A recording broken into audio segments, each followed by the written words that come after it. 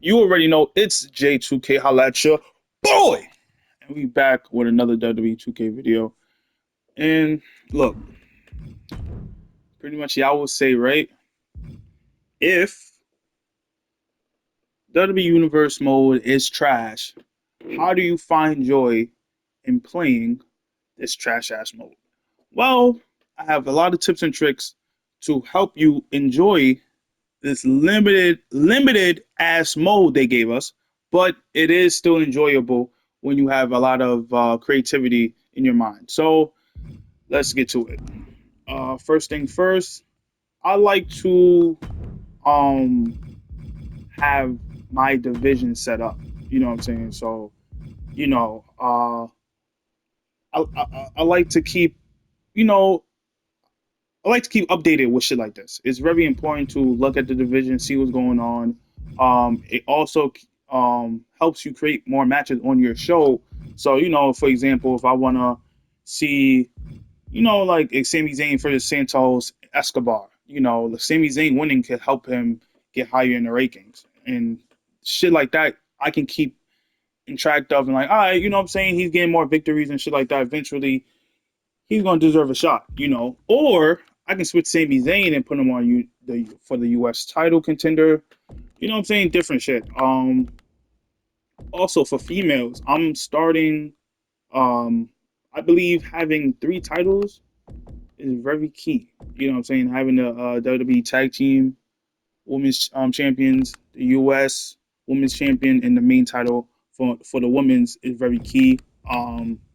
It makes you actually enjoy the show even more as well, getting a lot of these different divas involved. Because, like I said, a lot of these divas are fun. I'm having extreme fun playing as Zelina Vega and Roxanne Perez. Their moveset is fire. But like I said, keep in touch with the division. See what's going on there. Switch it around if you have to, but that's a good way to you know it helps with your universe. Let's put it like that. Next, I think, how much did matches they normally start you off with? Like, I don't know. I think it's good to start off with around 7, 8. You can have more cutscenes. It give more opportunities for more superstars. I don't know if you see that, but that's 60 superstars. So not every uh not every SmackDown, every superstar is going to be able to participate in the show. So, maybe if you want to up it up to 9, up to 9, that's cool. 7, 8 is good for me. Um, so yeah, let's move on to the next major key. News. News is very important to keep in track of. Why? Because even though they only give you 4 rivalries, you can still have a rivalry on the side going. You know what I'm saying? So, uh, let's see prime example what's going on in NXT. Um, boom. So I got two women's rivalry going on, right? Like for the tag team and a one-on-one. So boom. But I also got other shit going on as well. I got Shawn Spears going for the North American title. That been going on for weeks since week 1. Yeah, you know what I'm saying. So little shit like this matters.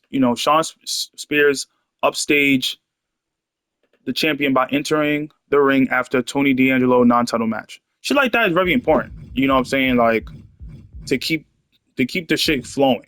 This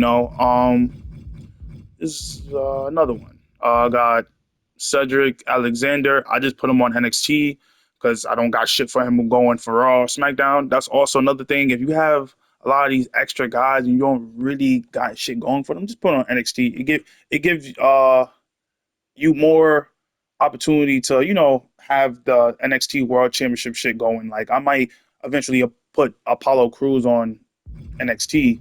He can go for the NXT World Championship. You know what I'm saying? He won it before, so fuck it. But Cedric and Alexander, he's gonna have a match with Trick Williams at NXT Battleground, I believe. So shit like this really matters. Keep in touch with the news, see what's going on. It really helps out your story. It really does. Um, so yeah. So let's continue the show. As you can see here, let's go back. Right now, I got a championship stare down. So pretty much after the match, I'm gonna have Jada Parker win, and then the women's North American champion, Phelan Henley, whatever her fucking name is, she's gonna show up and have a championship stare down with Jada Parker right after our match. That's pretty much continuing uh, from the rivalry from week one, where Jada Parker called her out, but she just never showed up. So in my head, I'm like, okay, fuck it. I'm just gonna create a scenario where Jada Parker and Shotzi is going for a one-on-one to determine who's gonna be the number one contender for the women's North American title. Shit like that, you create shit in your head. So whatever. Um, I did like back in 2011, I believe, or WWE 12, where it showed up as the number one contender match. Like little shit like that, you can put back into WWE 2K Universe mode. You know what I'm saying? 2K, if you just be lazy sometimes. But I added. Let's go back. Um,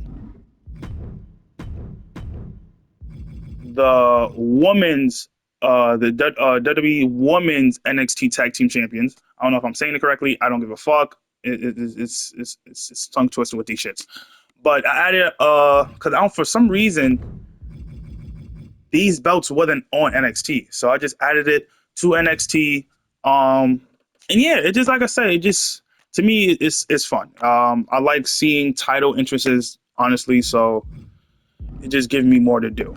But pretty much what I got going on there, I'm gonna have like a triple threat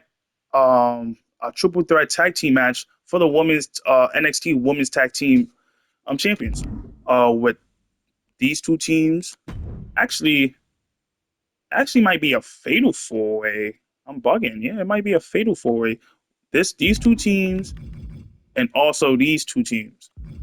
So shit like this, man. The news is very important. It's very important to keep track of different shit that is going on. It's going to make the game more fun.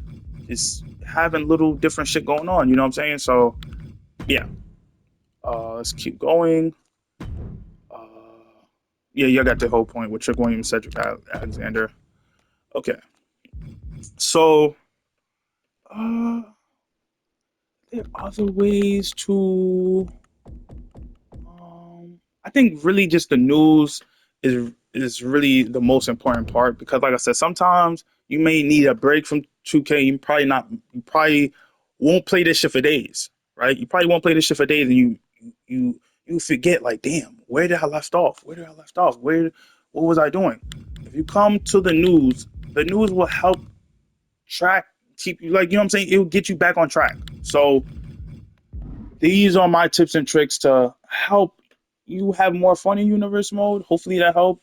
Like I said, the cutscene is very limited, but like I said, the gameplay it did get better. You know what I'm saying? It do feel, like I said, it feels like a different game, but like I said, universe mode is still needs to be way more cutscenes, way more improvement to get this shit going. But that's it for this video.